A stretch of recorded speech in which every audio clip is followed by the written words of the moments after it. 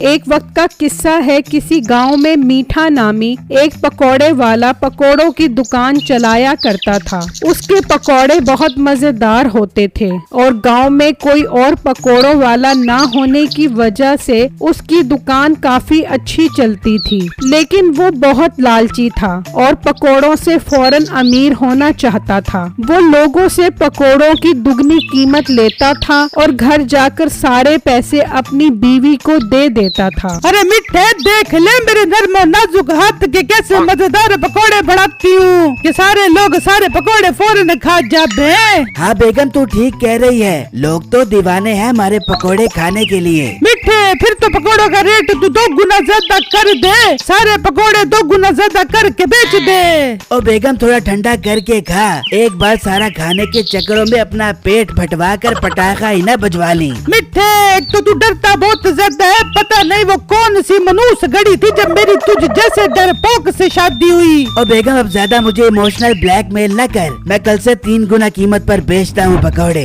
फिर अगले ही दिन मीठा अपनी दुकान पर पकौड़ों की कीमत 300 पाव कर देता है। तो एक ग्राहक उसके पास आता है। अस्सलामुअलैकुम भाईजान, क्या हाल है आपका? वालेकुम अस्सलाम, मैं ठीक हूँ। ओ भाई, अपना हाथ जरा अपने कंट्रोल में रख। ये जो तू पकौड़े उठाकर खा रहा है मैं सब देख रहा हूँ। आंखों पर पट्टी नहीं बांधी हुई मैंने। ओ भाई साहब, पकौड़ों का जायका चेक कर रहा था। अच्छे लगेंगे तो ही लूंगा ना। जायका एक पकौड़े से ही पता चल जाता है। ये जो तू सियाड़ा बन के अपना पेट भरने के चक्करों में है ना, मुझे सब पता है। वो अभी बात कर ही रहे होते हैं कि एक बूढ़ी फकीर औरत वहाँ आती है। अरे बेटा, बहुत जोर की भूख लग रही है, कुछ पकोड़े खिला दे बेटा।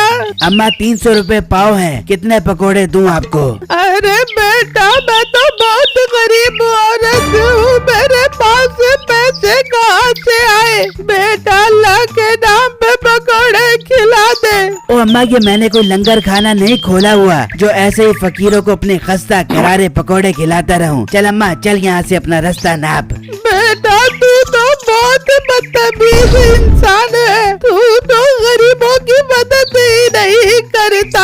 हाँ हाँ अम्मा, मैं नहीं करता किसी की मदद। अब चल यहाँ से जा। ये सुनकर वो बूढ़ी फकीर औरत मीठे को बद्दुआ देती हुई वहाँ से चली जाती है। और जब मीठे की नजर उस ग्राहक पर पड़ती है तो वो उसके आधे पकौड़े खा चुका होता है। ओ भाई साहब, तुम तो बहुत बदतमीज इंसान हो। ये नहीं कि बूढ़ी औरत को थोड़े से पकौड़े दे दूं। ना भाई ना, तुम तो बहुत ही कंजूस इंसान हो। बूढ़ी औरत को तो मैं बाद में पकौड़े दूंगा। पहले जो तू मेरे आधे पकौड़े खा गया है उसके 2000 रुपए दे। ओ भाई, एक पकौड़ा चखने का 2000 रुपया? तेरा दिमाग तो खराब नहीं हो गया? वो ग्राहक बातें करता हुआ मीठे के सारे पकौड़े खा जाता है और मीठा उसको देखकर हक्का बक्का रह जाता है। भाई जान, आप मेरे 5000 रुपए के पकौड़े खा गए हो। मुझे 5000 रुपए दो अभी के अभी। जरा तमीज से बात करी। एक तो इतनी तेज मिर्चों वाले पकौड़े बेच रहा है और ऊपर से 5000 रुपए मांग रहा है। तेरी तो मैं अभी पुलिस को रिपोर्ट करता हूँ। तू रुक यहीं पर, मैं अभी आता हूँ। ये कहकर वो ग्राहक वहाँ से चला जाता है और मीठा हैरान होकर उसको देखता ही रह जाता है। फिर मीठा पकौड़ों की खाली परात लेकर घर पहुँचता है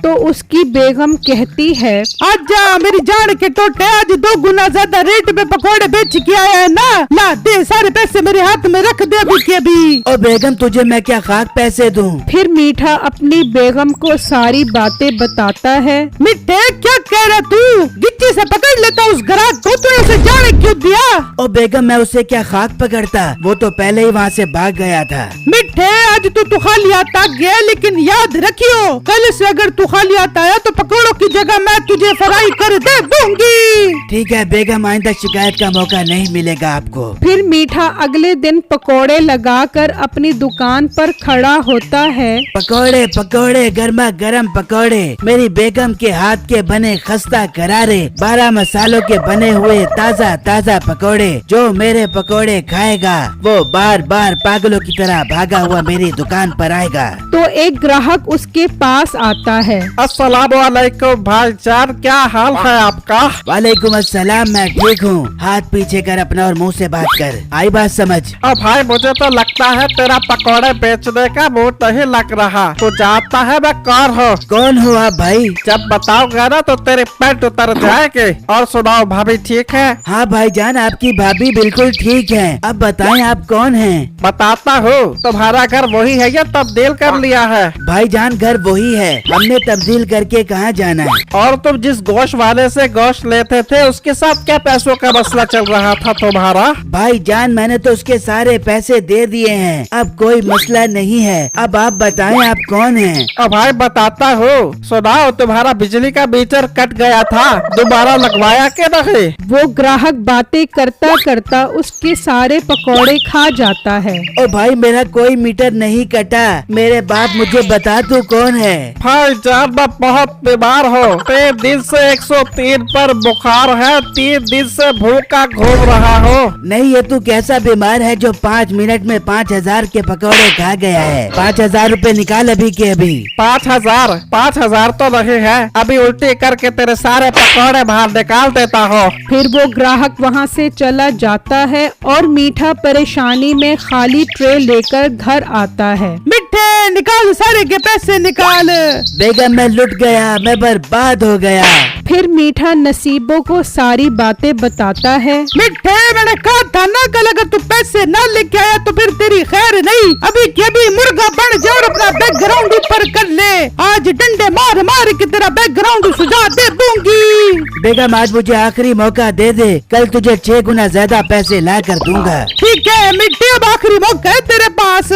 फिर मीठा अगले दिन पकोड़े लगाकर खड़ा होता है तो एक ग्राहक उसके पास आता है। ओ भाई पकोड़े कैसे दे रहे हो? भाई 300 रूपए पाव के हिसाब से दे रहा हूँ पकोड़े। ओ भाई साहब, 60 वाले इलाके में एक मकान बन रहा है, वहाँ मजदूर काम कर रहे हैं, आप जाकर उन्हें पकोड़े दे आओ और उनसे जाकर खुद ही रेट की बात भी कर लो आप। ओ भाई 300 रूपए पाव से 1 रुपया भी कम नहीं होगा। ओ भाई साहब, मैं तो आपका भला कर रहा हूँ, उनके पास जाओ, उन्हें 600 रूपए पाव के हिसाब से पकोड़े बताना, आपको अच्छा प्रॉफिट हो जाएगा।